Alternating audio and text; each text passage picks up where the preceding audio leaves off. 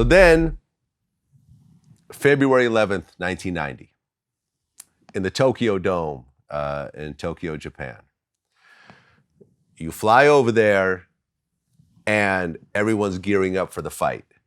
Now, you had 42-1 odds against you.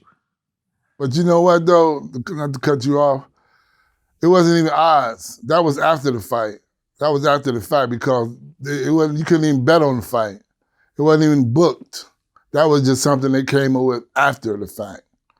You know, it was. You know, it was. Maybe say when one casino had it, but everybody else was nothing. It wasn't even couldn't even figure out how they could, you know, do something. Because by then he had such sensational first round knockouts, about 4 or 5 of them. It was like, knew this was going in straight sets because I was showed nothing as in the defense unless I went in there with a couple of guns or something. You know, other than that, it was like way out the pocket. Okay, and you were taller than Tyson, as most of his fighters. Yeah, you had a 12-inch reach advantage, as everybody else. Right, it's not like you were just obscenely mismatched compared to his other matches, but you did have a physical advantage over him, right? Which didn't work before, but this time is going to be a little bit different, right?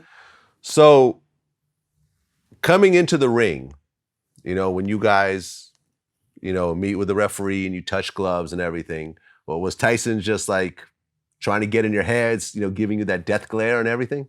Well, yeah, but I wouldn't look at him. I was just more focused on what I had to do, thinking about what I was going to do and filling out the ring. I went in there bouncing around, making sure the ring was all secure, wasn't no bad spots in it.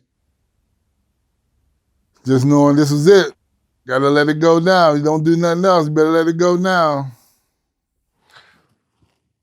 So the fight starts, and after the first round, you didn't get knocked out like everyone else did.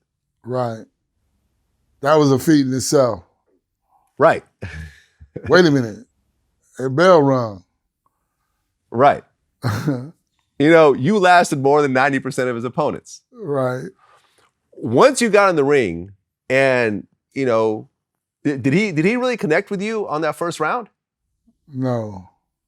No, he didn't really touch you. Okay. I mean, he touched me. He touched me with no effect. Okay. Nothing to make me say like, oh my gosh, it's never been like this before. So it wasn't nothing spectacular.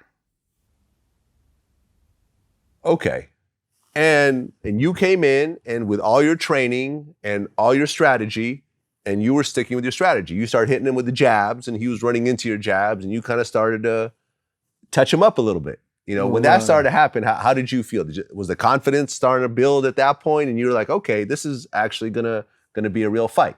Yeah, like, wow, this shit could actually work. Hey, hold up now. I'm hitting him. The bell's ringing. It's like, wait a minute. What is going on? Surprised myself.